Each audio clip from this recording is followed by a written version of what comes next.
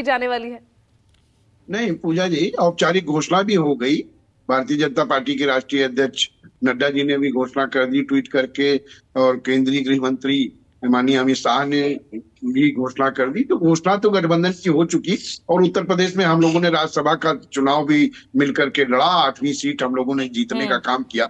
और उसके बाद हमारे राष्ट्रीय लोकदल के एनडीए में शामिल होने के बाद उत्तर प्रदेश के समीकरण आपने देखे कि राज्यसभा में किस तरह से लोग जो है छोड़ करके आए, एनडीए के साथ आए, और एनडीए का जो 8वां प्रत्याशी है वो भी जीता। और आज उत्तर प्रदेश के जो हालात है, उत्तर प्रदेश में लोगों को उम्मीद बढ़ी है, किसानों की उम्मीद बढ़ी है, और भारतीय जनता पार्टी ने, देश के यशस्वी प्रधानमंत्री श्री नरेंद्र मोदी जी ने देश के किसानों के मसीहा का सम्मान किया, और चौधरी साहब के सपनों का भारत बनाने की बात की। चौधरी साहब के सपनों पर चल करके उत्तर प्रदेश के किसानों का वो विकास करना चाहते, और जब वो हमारे सिद्धांतों को, चौधरी साहब के सिद्धांतों पर वो चलना चाह रहे, तो हमारा भी वही उद्देश्य था, हम लोग एक साथ आए। आज उत्तर प्रदेश की जो स्थिति है, उत्तर प्रदेश में सभी वर्गों के लोग एनडीए के साथ जुड़ रहे हैं, और जो एनडीए का नारा है 400 पार, उत्तर प्रदेश में 80 की 80 सीटें जीतना। लेकिन अनिल दुबे साहब, ये भी तो पहली बार ही होगा ना कि लोकसभा चुनाव में पहली बार चौधरी परिवार का कोई सदस्य नहीं मैदान में?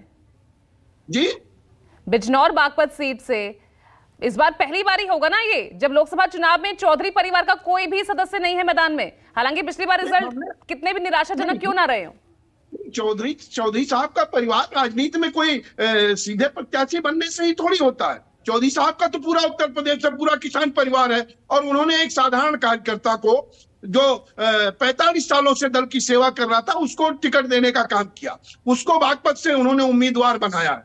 तो चौधरी साहब तो किसानों के प्रति प्रतिबद्ध हैं, आम कार्यकर्ता के प्रतिबद्ध हैं, और हम लोग, केवल आप 2 सीटों की बात कर रही हैं, हम लोग पूरे 80 सीटों पर हमारी पार्टी, हमारा जो राष्ट्रीय लोकदल का परिवार है, जो किसान परिवार है, वो एनडीए को जिताने का काम करेगा, भारतीय जनता पार्टी को जिताने का काम करेगा, श्री नरेंद्र मोदी जी को तीसरी बार देश का प्रधानमंत्री बनाने का काम करेगा, क्योंकि उन्होंने किसानों का सम्मान किया है जो वर्षों तक किसी ने नहीं और किया। जो किसान आज सड़क पर हैं, वो अनिल दुबे जी, हम उन किसानों के लिए भी हमारी सहानुभूति है, और हमारे नेता चौधरी जयंत सिंह जी ने कहा कि किसानों की मांगों को लेकर के वो केंद्र सरकार से वार्ता को तैयार है, उनसे मध्यस्थता को तैयार है, और वो लगातार केंद्र सरकार के संपर्क में है कि किसानों की जो जायज मांगे हैं वो पूरी की जाए। किसानों के साथ कोई भी अन्याय हम लोग बर्दाश्त नहीं करते, हम किसानों को न्याय दिलाना चाहते हैं। और आज आप देखिए कि किसानों की, चाहे वो जो फसलें हो,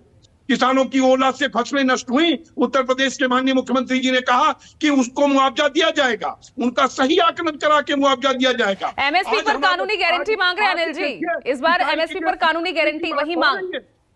जी, एक बार आप अपना सवाल दोहरा दीजिए। एमएसपी पर कानूनी गारंटी, यही मांग है उनकी बस?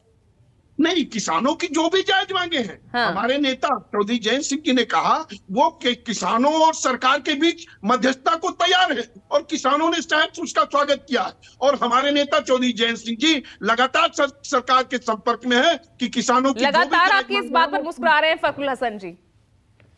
नहीं, फखरुल हसन जी मुस्कुरा रहे हैं, उनको मुस्कुराने की कोई जरूरत नहीं है। हम, इस देश का किसान, इस उत्तर प्रदेश का किसान ये जानता है कि उसका कौन हितैषी है, और उसको ये पता है। और यही कारण है कि आज उत्तर प्रदेश का किसान, नौजवान, सभी वर्गों के लोग एनडीए के साथ जुड़ रहे हैं। एनडीए का जो जनाधार है वो लगातार बढ़ रहा है। उत्तर प्रदेश में इंडिया गठबंधन को बनाने का काम चौधरी जयंत सिंह जी ने किया था, और चौधरी जयंत सिंह जी के इंडिया गठबंधन से बाहर जाने के बाद इंडिया गठबंधन का अस्तित्व उत्तर प्रदेश में समाप्त हो गया। आप ही ने बनाया और आप ही बिगाड़ के चल दिया अनिल जी, आप ही ने बनाया, आप ही ने बिगाड़ दिया।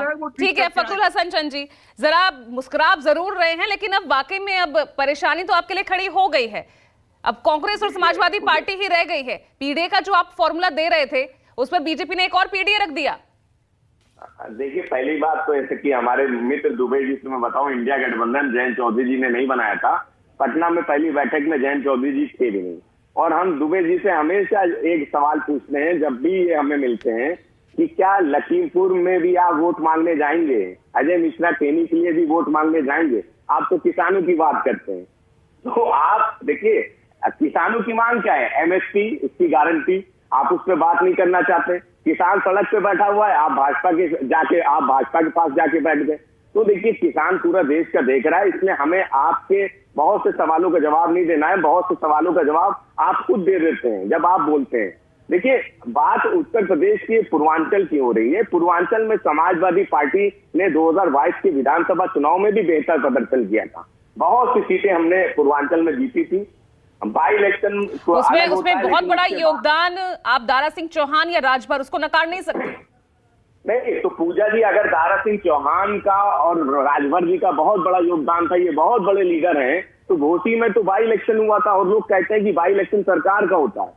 और दारा सिंह चौहान जिनको मंत्री बनाया गया, वही प्रत्याशी थे भारतीय जनता पार्टी के।